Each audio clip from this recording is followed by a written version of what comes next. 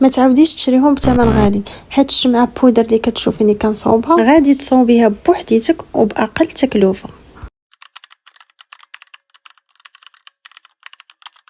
وفي هذه الوصفه غادي نحتاجو فقط هاد باكيه الشمع اللي متوفره في كل دار، وغادي نحتاجو كذلك هاد الملونات اللي كاينين عند مالي اللي كيصاوبوا الحلوى باثمنه جدا بسيطه. غناخذوا ديك الباكيه الشمع غادي ندوبوها كيف ما كتشوفوا في الصوره يا البنات في شي كاسرونه، غادي نخليوها حتى تذوب على واحد النار اللي غادي تكون مهيله، ما تكونش العافيه مجهده بزاف البنات. ومن موراها ملي كيبدا الشمع يذوب لينا كنمشيو ناخذوا اي ملون بغيتو.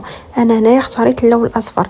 كناخذوا هاد الكميه اللي كتشوفوها في لا فيديو هي اللي كديروا، كتخليوه كيطبخ مع هذاك الشمع غير واحد المده بسيطه. من موراها كنحيدوا الفتيل. هنا راه داب الشمع البنات وحتى اللون راه خضر اللون الاصفر. وهنايا البنات كنبقاو نحركوا مزيان باش دوك البخ كيطلعوا لينا وكيبقى لنا الشمع شاد القوام ديالو، باش ملي كنديروا الويل اسونسيال ما كتبخر ليناش وكتمشي. الا تبخرت صافي ما يعني الشمعه ما غتكونش فيها الريحه. لذلك هنايا درت الويل اسونسيال ديال السيترون. انا من الناس اللي كان تيعجبني صراحه الله السيترون. ومني كنديروا الويل اسونسيال كنبقاو نحركوا بشويه. انا هنا راه غير مزربه الفيديو البنات، كتبقاو تحركوا بشويه باش الزيت ما كتبخرش لينا.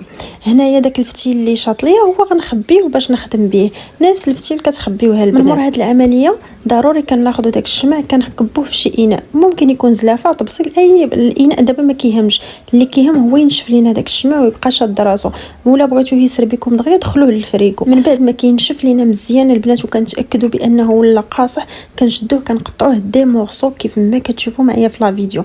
كنقطعو بحال هكا. انا راه جرحت يديا ومشيت المهم مشيت غسلت يدي عاد جيت كملت. هنايا درتو يا البنات في الهاشوا، درتو في الهاشوا غير تهرمش ليا، غير هرمشتو. وراه ممكن تطحنوا في الهاشوا راه هي تتردوا بودره، غير انا رجعتو في هذه ديال الزاج باش يسر بيني دغيا. هذه عندي كطحن مزيان وفي الاخر حصلت على النتيجه اللي كنت بها. وفي الاخير البنات كنجيبوا شي كاس يكون هكا ديال الزاج ولا شي بول ديكوراتيف ولا شي حاجه ممتومه اللي تكون هكا مستيليه، غادي ديروا فيها داك الشمع بودر.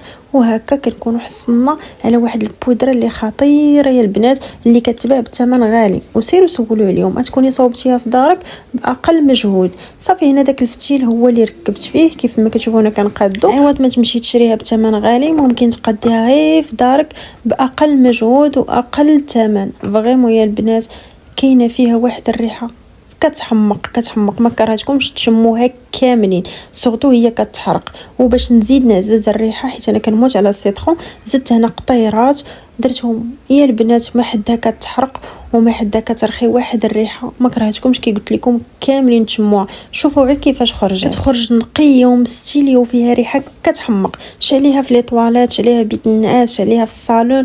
فريمون يا البنات رائعه جدا ما كرهتكمش تجربوها كاملين. وهنا كنقول لكم السلام عليكم الى الفيديو الجاي ان شاء الله.